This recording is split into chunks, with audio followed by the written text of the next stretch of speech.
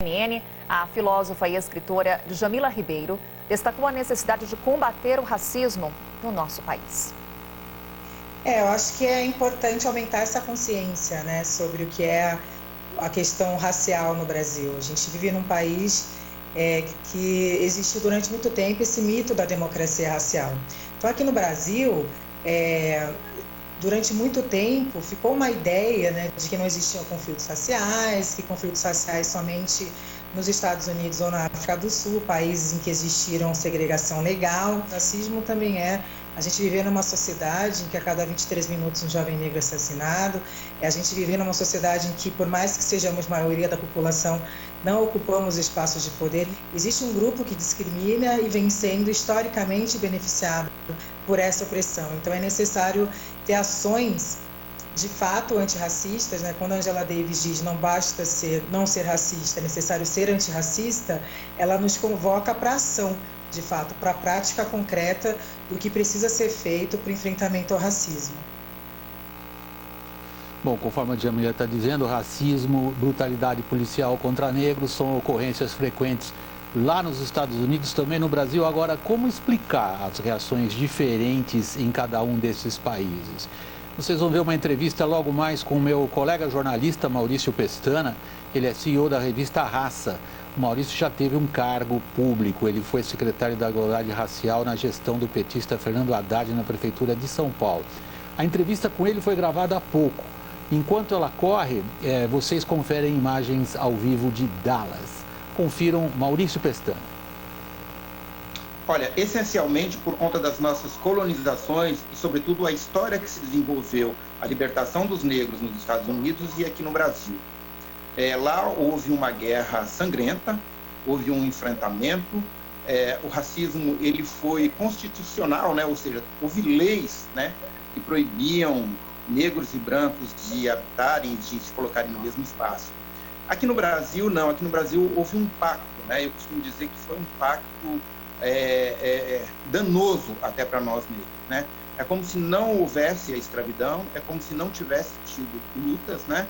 E aí esse pacto ele se transformou numa espécie de assim, olha, eu finjo que não houve história, que é como muitos hoje já falam que até não houve ditadura no Brasil, né?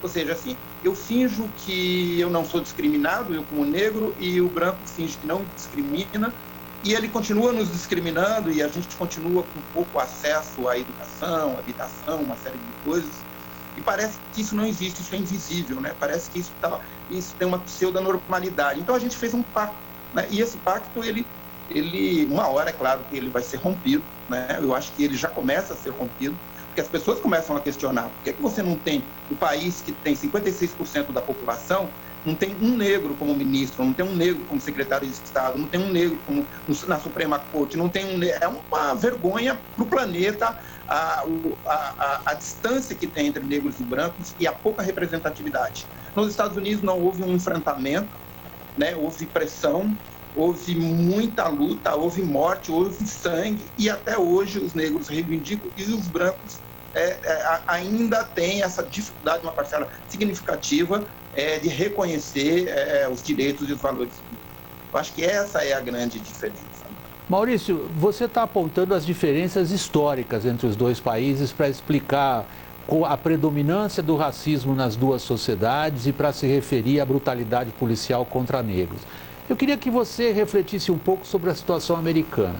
Nós tivemos recentemente nos Estados Unidos um feito inédito, que foi a eleição de um presidente negro.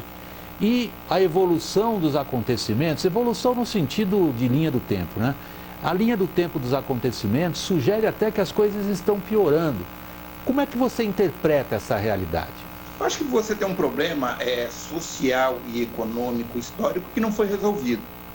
Ele foi amenizado, né, com as políticas de ações afirmativas, com as cotas, com toda a luta que houve pelos direitos civis. Houve uma evolução de uma parcela significativa, né, da população negra nos Estados Unidos. Você tem uma população lá poderosa economicamente. Vide que o PIB dos negros americanos é superior ao PIB do Brasil, né, e maior do que o PIB da Rússia, né? Eu fiz uma entrevista recentemente com um diretor de um banco lá que ele fala isso. Porém, você tem ainda muitos negros na marginalidade, como aqui no Brasil. Ou seja, esse milagre negro que houve nos Estados Unidos não foi para todos. Aqui não foi para quase ninguém, mas lá foi para uma parcela. Então você tem negros e aí você pode dar uma olhada nos números do Covid, que é muito parecido com aqui no Brasil. Porque os negros que moram na periferia, os negros que têm a situação econômica e social terrível, estão sendo as principais vítimas do Covid. Tanto lá como aqui, são muito parecidos, porque são esses negros que não foram inseridos na sociedade de consumo, na sociedade econômica americana. Maurício, por último, ao ser confrontado, como você foi, como todos nós fomos, pelas cenas que documentam o assassinato daquele George Floyd, daquele senhor de 46 anos, foi assassinado por policiais ali diante das câmeras, isso para você, pessoalmente, que é engajado no movimento, significou apenas mais do mesmo? Ou você, eventualmente, destacaria ali alguma novidade? Eu acredito que está acontecendo algo de novo. Sim. Existe uma frase que virou um meme na internet, circula muito, me parece que a autoria é do Will Smith, que é o seguinte: o racismo ele continua o mesmo. A única diferença é que ele agora está sendo filmado.